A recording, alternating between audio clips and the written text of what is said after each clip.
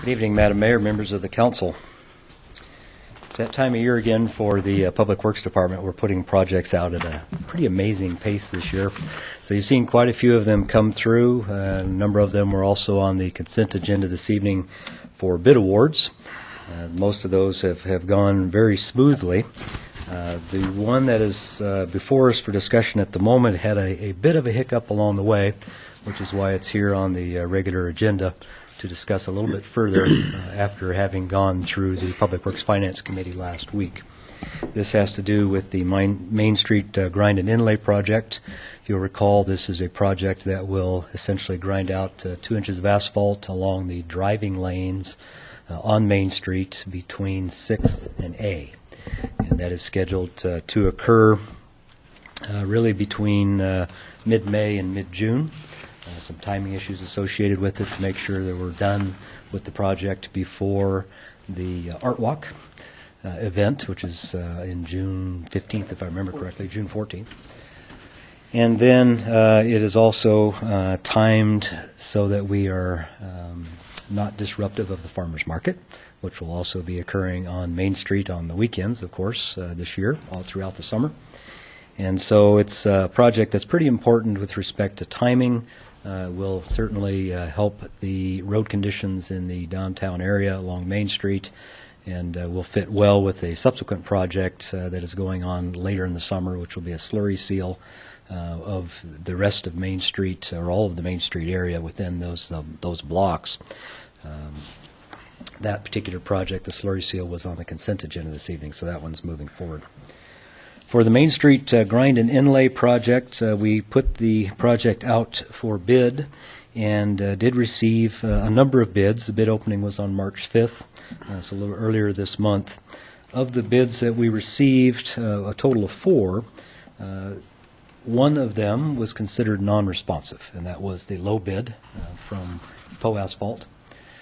Then there were 3 bids that were considered responsive. The reason that Po Asphalt's bid was considered non-responsive was that there are provisions within the specifications for the contract that state that the mobilization bid item cannot exceed 5% of the overall bid cost, construction cost for the contract. In their case, their mobilization cost did exceed 5%, and so therefore they did not meet the provisions that were set forth in the specifications and in the contract bid language. The other 3 bidders did meet that particular requirement in terms of the numbers that they submitted for the mobilization item, so they were considered responsive with regard to those issues. The recommendation that was brought forward to the Public Works Finance Committee was to go ahead and proceed with award of the contract, declaring what was initially the second place bidder and now the lowest responsive bidder, Motley Incorporated, as the low bid, and recommending award of that contract to Motley for this construction project. I will tell you that we did receive correspondence from Po regarding the city's choice to declare them non-responsive and their perspective on that issue and on other bids within the package. At this point, we did not find any information in their submittal that led us to any conclusion different than what we had before. We do have, again, information in their bid package that is such that it deems them non-responsive. We do not have any substantive information on any of the other bidders that would lead us to conclude that they are non-responsive. So with that in mind, we are continuing to recommend that the contract be awarded to Motley as the lowest responsive bidder for this work. I will tell you that even as a, if you will, a second place bidder initially, their cost is still below what the engineer's estimate was for the project, as were all 3 of the first 4 bidders. So we're happy with what we're seeing there.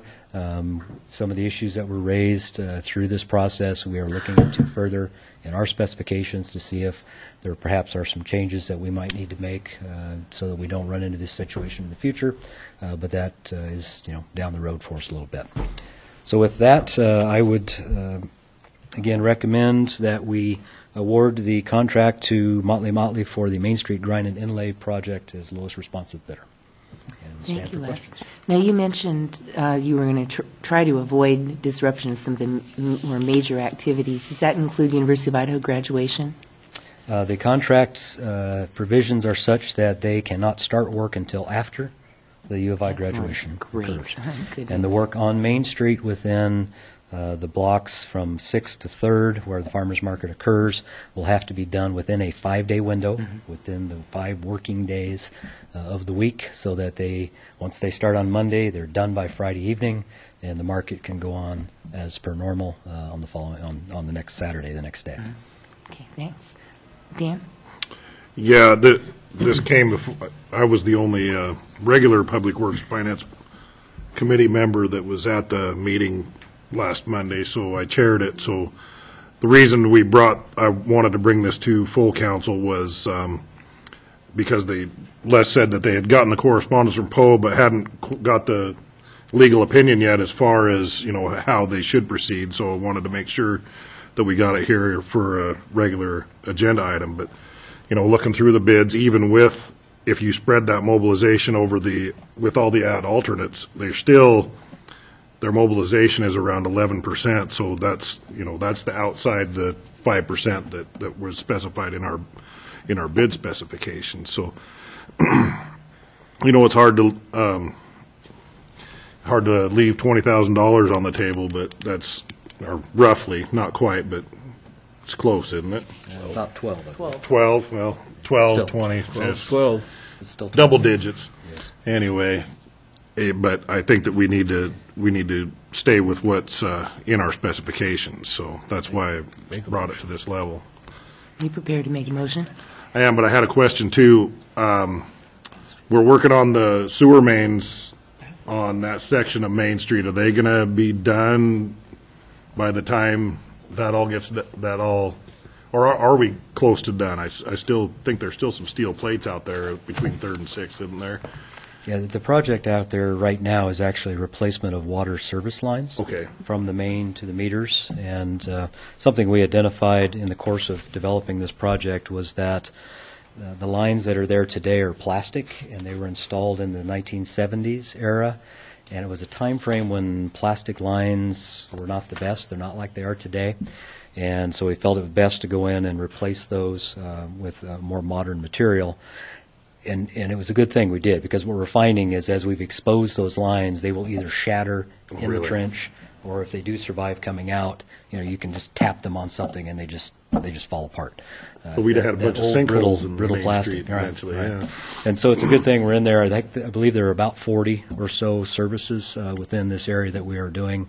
And so we're continuing. We're not done yet. We'll not be done for a little while. But I do want to say that we have had great cooperation from the business owners downtown. We went out and talked to folks ahead of time, let them know what was going on, that there were going to be some disruptions in service to their individual meters over time, and the response has been tremendous. They really worked with us well. Appreciate that a lot. Good. We had that impression, too. Tom Lamar and I were down reading to Little Tykes at Book People when the crew was out there working in the trenches, and the business owners were very receptive and appreciative of their work, and it could have been otherwise, so they handled it well. Anyway, Dan, back to you. So on that note, I would make a motion to accept the low bid from Motley & Motley in the amount of $92,564. Second. And, well, let's also that we approve staff to approve change orders not exceeding 10% of the contract amount. Second. Okay, Dan's motion and Wayne's second. And who had their hand up I have a first? question. Go ahead, Just Wayne. for last, I can remember, how many years ago was it? I can remember that the last time they did a grind and pave, I can remember them doing it. I remember seeing it. And do you remember how many years ago has that been now? On Main Street? Yeah. That was before my time, so I And how long don't you been know. here? I came here in '03, so almost 10 Well, years. that hasn't now. been very long. Not too long, but yeah, I'm not familiar with the grind and inlay on that. I was street guessing myself, but- 15 years ago, maybe. I can remember seeing them doing the grinding, and it was kind of a new thing then, so, okay. Walter? Les, is this a grind and put back, or a grind where we're going to end up with product we can use somewhere else in the city? The grindings will be surplused to other sites in the city, so yes, they can be used for, alleys or gravel roads that we want to add a grinding to. It's not a mix back and put back. No, and really the reason here is that's a much more lengthy process, and we're not trying to do a full depth reconstruction, which is typically what you'd see there. It's just of the section of roadway, we're just taking the top 2 inches. Other questions? Or Photo comments? number 3, which is right in front of my house, is deeper than 2 inches. Sorry. Oh, as far as those couple of potholes there, yeah. Yeah. There are some localized patch fixes in some areas where you see things like that. So after the grind, if there are areas we've identified that need a little more cut out and patching before the overlay, that would occur as well. Stu will appreciate that for the new car. Don? I get that the one lowest bid is considered non-responsive because they didn't follow the instructions and get their mobilization fee within the 5% piece. Presumably that we do that because we're trying to keep the overall cost down, and we're trying to put out it's like we're putting basically it's like ordering when you put out a bid, it's like ordering a food off of a menu item, and rather than saying I want the pork sausage or whatever, you say I want some pig product with some herbs and spices mixed up and put in and you specify certain things. What I don't understand is if the result of not taking the non-responsive bid or considering it non-responsive, if the result is that we're going to then pick something that's got a higher overall cost, then aren't we kind of defeating our own purpose by requiring people to fit within a certain amount? I mean, I guess I'm having a hard time seeing how we benefit by going with something that's then $12,000 more if a particular bidder has very high costs in one area but very low costs in other areas. So I guess I just need some explanation of that, because it seems like such an, and not necessarily for my purpose, but for the public's purpose, and understanding why we're going to spend $12,000 more because somebody didn't cross, the T the right way and make the L the certain loop correctly. So anyway, I just want to have you respond to that. It's not really in there as a cost savings measure as it is a more of a progress payment perspective. It's not uncommon to put a limitation on mobilization, and the reason that is generally done is there is some history out there for some contractors that they will inflate the mobilization line item substantially to bring in cash right up front, because mobilization is paid when they show up on the job site. And it used to be that it was just a standard mobilization. You show up, you get a check for that amount. And one way to then get some cash flow coming in was to put 25% of your project cost in mobilization, even though you haven't done anything except show up on site, perhaps with a piece of equipment, and suddenly you get this large check. Two of the common things that have then been done to address that are to either cap mobilization, as we have done, in 5%, or to put in a staged mobilization. So when you show up, you get 40% of the mobilization item. If you've been on the job for a month or certain things have happened, you get another 60%, something like that. We have a little bit of both, but mainly the issue here has just been the cap and exceeding that cap. And I think Gary had something to add to that. Yeah, lest anyone think that these rules don't mean anything or that they're surplusage, the public responses to bids are highly regulated. And for instance, we fought a case about 10 years ago where a plumber was not, a subcontractor did not meet the public works licensing requirements, and it was just the employees of a subcontractor of a general who was public licensed. So, I mean, they're in there for the public protection. They do cost more money, and unfortunately, they do create some hoops that folks have to jump through. But in this case, where you have 5 bidders and 4 of them are responsive and 1 is not, obviously the others were able to figure out what they needed to be done to meet the bid specs. Okay, thanks. Walter? A couple of things.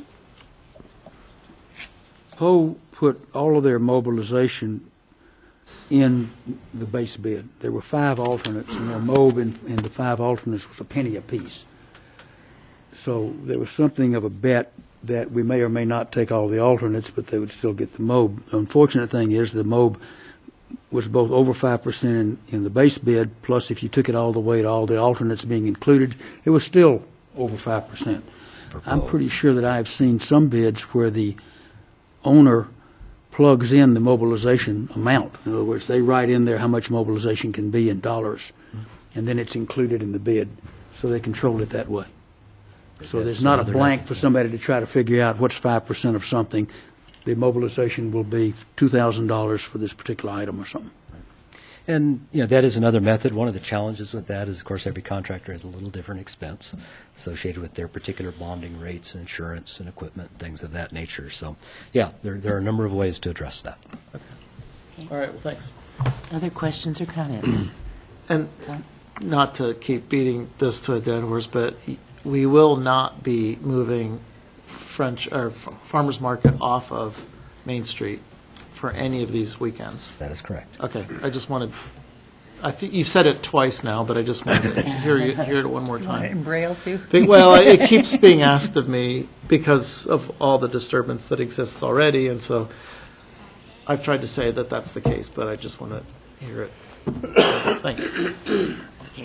So the motion is to award the bid to Motley Motley in the amount of $92,564, and to authorize staff to approve construction change orders not exceeding 10% of the contract amount. Any consideration or concern about that before voting? Okay, hearing none, we'll start with you, Dan. Aye. Aye. Aye. Aye. Aye. Okay, the motion carries. Thank you. Start Thank work you, Les. tonight, it'd be great. The